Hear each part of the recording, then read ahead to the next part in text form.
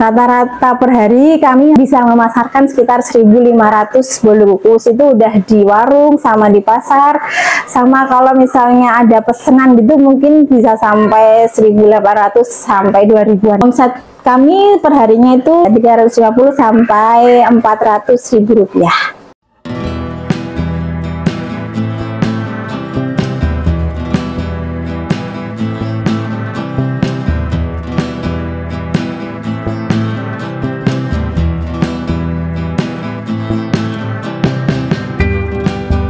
Kenalkan, nama saya Diah Sasmitarini, alamat saya di Sedayu 2, RT 3 Mundilan, Magelang. Saya menggeluti usaha di bidang kuliner, terutama di perkoean yaitu bolu kukus. Usaha ini ada di Dusun Sedayu 2, RT 3, Desa Sedayu, Mundilan, Magelang. Untuk usaha bolu kukus ini udah berjalan selama 8 bulan. Awal mula itu pertama dari ibu saya. Ibu saya itu menawarkan untuk membuat bolu kukus. Pemasarannya lewat ibu saya di pasar Kopeng. Kemudian saya merambah lagi ke warung-warung di Desa Sedayu. Saya lihat kok prospek gitu kan. Terus saya mulai merambah ke pasar Mundilan. Pemasaran mulai dari 1 bakul. Dan yang memasarnya itu suami saya. Langsung nambah lagi beberapa bakul lagi, terus akhirnya bisa berkembang.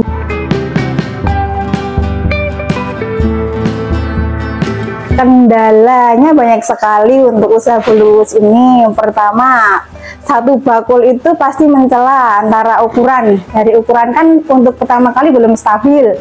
Dari 1 adonan itu pasti ada bolu kukus yang besar, ada yang kecil, walaupun cetakannya sama. Kendala kedua, tentang pengembangan dari adonan bolu kukus, dari cara mixer, bahan baku, terus bahan-bahan kayak pengembangnya itu tergantung merek dan jenis bahannya.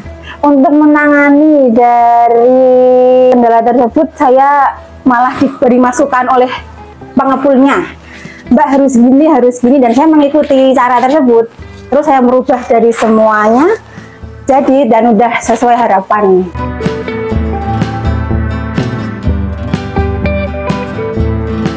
Yang unik dari bolu kukus ini, kenapa saya memilihnya, yaitu dari warna. Lebih menarik untuk masalah kue-kue di Muntilan itu, lebih menariknya itu ke bolu kukus, lebih menarik warna, terus tekstur. Kalau kue lainnya itu kan cuma monoton, kadang kan cuma diiris-iris. Kalau ini kan seperti bunga ya, mekar, mengembang, itu kan lebih menarik ke konsumen.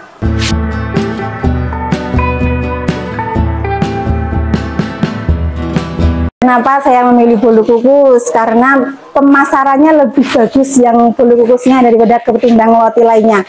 Kalau roti lainnya itu lambat sekali untuk diterima ke konsumennya. Kalau bolu kukus kan bisa buat acara apa-apa ya, kayak kumpulan, terus acara resepsi, atau kalau ada acara di sekolah kan bisa kepakai semua. Ini kan dulu kebetulan SMK saya kan pertanian, ada buga.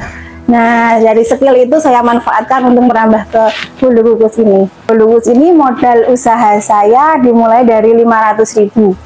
500.000 itu untuk memutarkan bahan-bahan yang saya beli seperti tepung, gula, telur, pengembang, pewarna, plastik, pokoknya semua yang itu saya dari modal 500. Dari modal 500.000 itu jadi bolu kukus sekitar 800 piece. Kalau untuk varian rasa, pertama kalinya itu saya hanya memproduksi yang rasa coklat itu mocha, yang kedua itu rasa warna pink itu rasa strawberry. Terus kebetulan yang di pasar itu hanya yang diminati waktu itu pertama kali cuma 2 itu.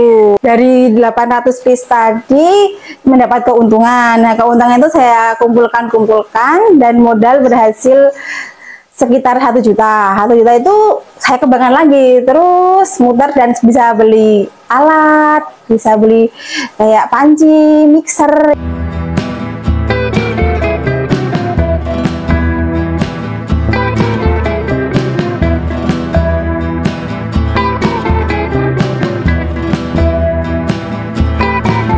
Jalannya waktu, saya memutuskan untuk menambah lagi variannya itu warna hijau.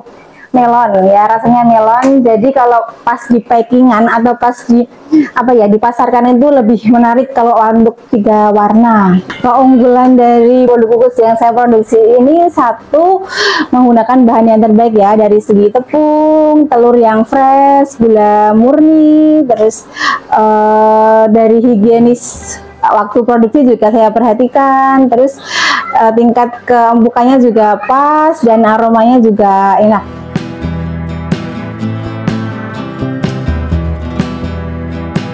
Kendala-kendala saya menemukan resep yang pas itu banyak. Satu tuh kalau tepungnya, katanya sih ada yang tepung yang muda sama yang tua ya, jadi kalau yang muda itu susah untuk mengembang kuenya, soalnya nggak tahu dari komposisinya mungkin atau kadar lama atau tidaknya diproduksi.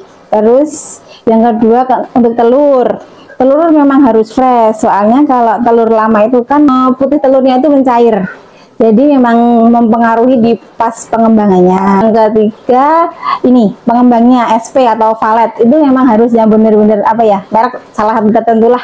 Kalau untuk merek yang lain tuh memang di bolu kukus kami tidak bisa mengembang maksimal. Masalah trik tuh pas waktu mixer ya.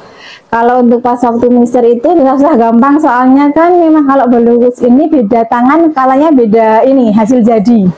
Jadi kalau pas mixer itu memang harus aduknya itu memang harus rata gitu, terus ngembangnya maksimal, warnanya putih bener-bener putih seperti kapas. Jadi kalau kadang kan ada hasilnya yang warnanya coklat gitu kan, mesti kalau tidak coklat itu mesti hasilnya bantat. Proses dari awal pembuatannya itu kami memilih telur yang fresh, kedua tepung, ketiga ovalet atau SP, yang keempat gula pasir, yang kelima baking powder.